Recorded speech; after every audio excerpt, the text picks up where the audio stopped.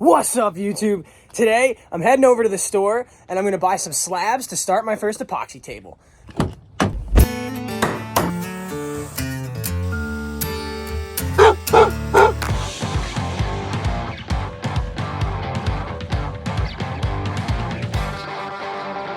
So I'm over here at Wayne & Flitch, right here in Tacoma, Washington. They're a local supplier of live edge slabs and a furniture shop. Definitely check them out if you're in the area. Since I can't afford any of these larger slabs, I come over to their bargain bin and see what they might have deals on. They had a half dozen or so of these smaller elm slabs for $50.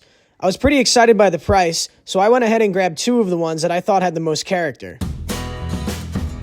So for the first table, I decided to go for the slab on the right. That's because it had just a little bit more width and grain variation to it. Then I laid out a couple locations as to where I might want to cut this. There was a pretty nice check right down the middle of the one end, and as I follow the bottom line across, there's another crack at the right side. The top line had a knot running through it, and although it was cracked, it seemed like it was really tight and not loose in the wood. So I decided that the top line was the better option. Another flaw in this slab is that it had a pretty nice bow in it. I'm going to show you here how I dealt with it.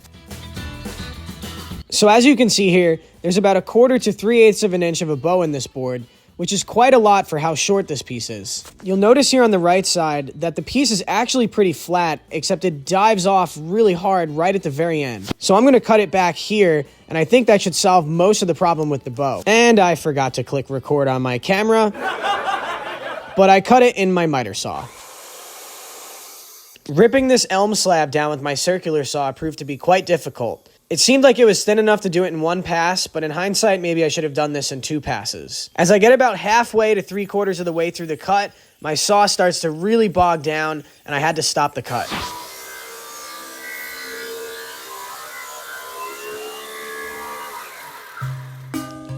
This slab has a lot of internal pressures in it, and as I get farther through this cut, it's squeezing tight on my blade, putting a lot of strain on my saw. So I ram in a few shims to relieve pressure on my blade, I plunge the saw in, and finish the cut. I'm sure a lot of you noticed already that I'm not using a track saw. I simply just clamped a level down as a straight edge and ran my saw along it as a guide. This cut's not perfect or pretty, but that's okay because we're going to cut this again after the epoxy pour. Quick layout check, just to get a preview of what it will look like.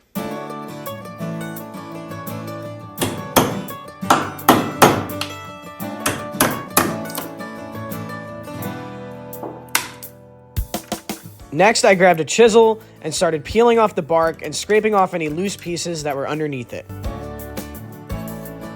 Next, I grabbed a piece of sandpaper and started sanding the live edge surface, as well as in all the nooks and crannies of the knots. I've seen that a lot of people use a wire brush in their grinder, especially on larger pieces, but I don't have a wire brush for my angle grinder, so I'm just going to do this by hand. Now I'm ready to start building the form, which I'll pour the epoxy into. I was lucky enough to score some scraps of HDPE plastic from somebody doing a garage clean out. Epoxy won't stick to this plastic, so this will be perfect for the skirts of the form. Off camera, I cut the bottom to size using a piece of melamine. Now, I don't have any oils or waxes or any kind of form release tape, so what I had on hand was a black contractor bag that I wrapped around the base and then stapled to it. I'm pretty confident this won't stick to the epoxy, but I guess we'll have to find out later. Next, I pre-drilled and countersunk some screws to attach the sides to the base.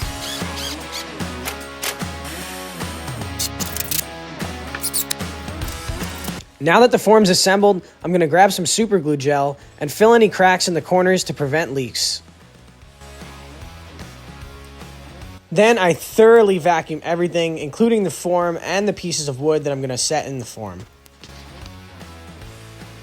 I lay out a trash bag to protect my workbench from any leaks, and I proceed to level the form. This is perhaps one of the most important parts of setting up your form. If you don't do this, the epoxy will run to one side and you'll have an unevenly thick slab.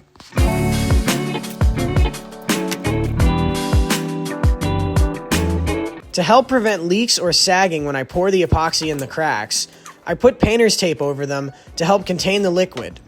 Then I took a few scrap blocks of wood and put a slip sheet underneath them and clamped them down with a wide mouth clamp to prevent my pieces from floating up in the epoxy pour. Alright, now for the key ingredient on our epoxy table, the epoxy resin. So this epoxy kit I got is from Beast Bond. It's a high performance, crystal clear and ultra glossy 2-part epoxy resin. I thought this was a really great beginner's kit because it came with a full gallon of epoxy, so a half gallon of hardener and a half gallon of resin. It also came with 2 mixing cups, 2 stirring knives, 2 of the yellow spreading knives, and a pair of gloves. For all of this, I paid around $70 on Amazon. Considering that a lot of the epoxy resins are over $100 per gallon, I thought this was a great deal for my first build. I'll put a link down in the description. So now before I mix up the epoxy, I'm gonna do a quick volume calculation so I know exactly how much to mix up. I also made a quick improvised epoxy stirrer for my drill. One really big mistake I made was not warming up the epoxy before I mixed it. You can see in this clip here that the epoxy has a very low viscosity and it doesn't even really want to pour out of the bottle. I later learned that this will make it really difficult for the micro bubbles to escape out of the epoxy, even if using a torch to help pop them. This wasn't detrimental to the project, but lesson learned for next time. For coloring, I'm using mica powder, this sky blue and flash silver for a little bit of shine. Again, I got both of these on Amazon as part of a larger color pack, link in the description.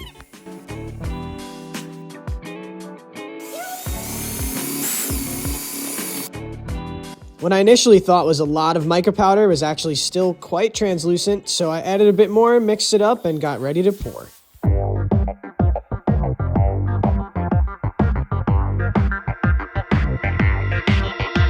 In the initial pour, I didn't mix together enough epoxy. At first, I was kind of panicking that I didn't have enough, but I mixed together a little more, and this later turned out to be a really cool feature. The end result had this really cool swirling effect, and I think I might try this again in future projects. And of course, I grabbed my torch so I can pop all the bubbles. I did this a few times over the course of about 10 or 20 minutes. Once the epoxy started to set, I just leave it alone. Come back to this in a few days when the epoxy's set. But now is when the real work begins.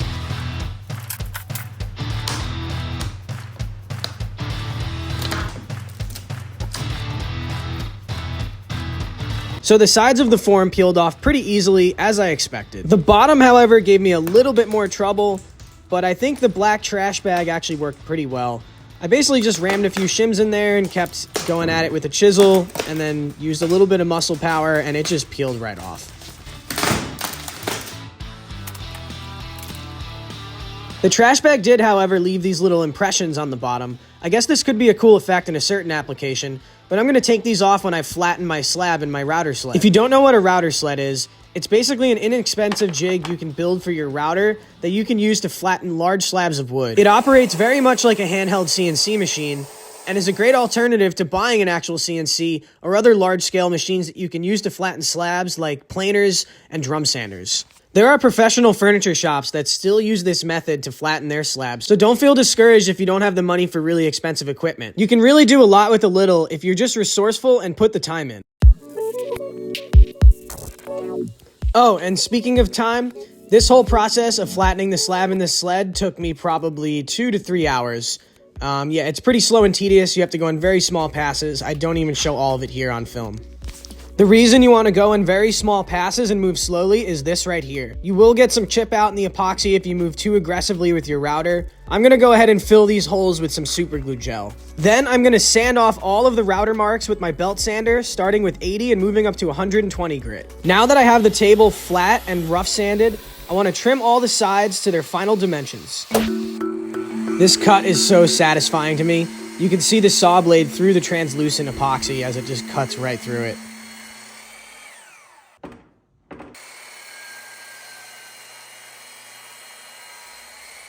So this next thing I'm about to do here, I later discovered would be a mistake.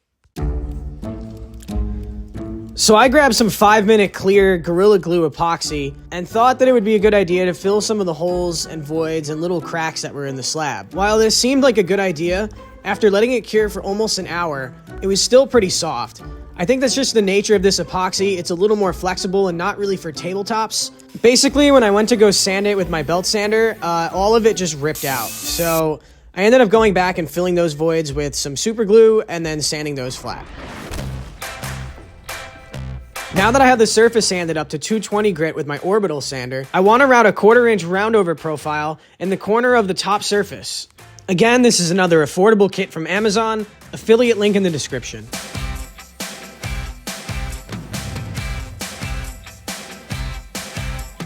Once I was done routing, I sanded the surface all the way up to 400 grit. Then I water pop the grain with a damp rag. Basically just wet the surface lightly to raise the grain and then sand it again, starting at 220 all the way back up to 400. I'm so close to finishing the table now. All there's left to do is to finish it and attach the legs.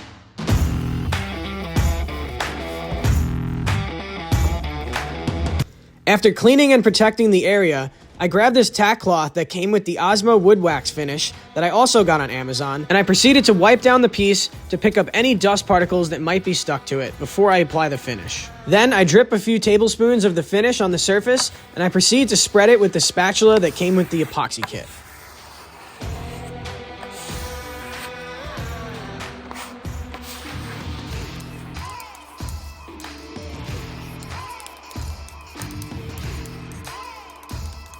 Once I have a copious amount of finish on the surface, I allow it to sit in and soak for 3 to 5 minutes.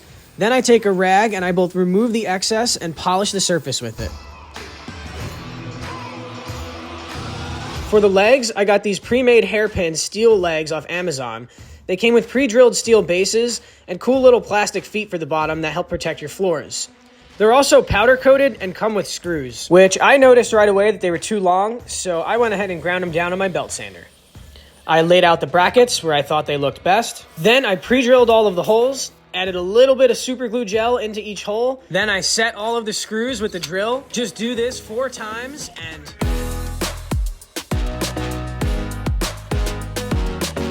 That's how I built my first epoxy river table. I think I will try to sell this one for somewhere between $400 and $600. Let me know down in the comments what you would pay for this one. Links to products I used in the description. If you want to check out the video of me building the router sled I used in this video, that'll be right up here on your screen. And finally, if you enjoyed this video or found it helpful, don't forget to give it a thumbs up. And if you want to see more videos like this, then subscribe. I'll have many more build videos coming at you. Thanks, and we'll see you in the next one.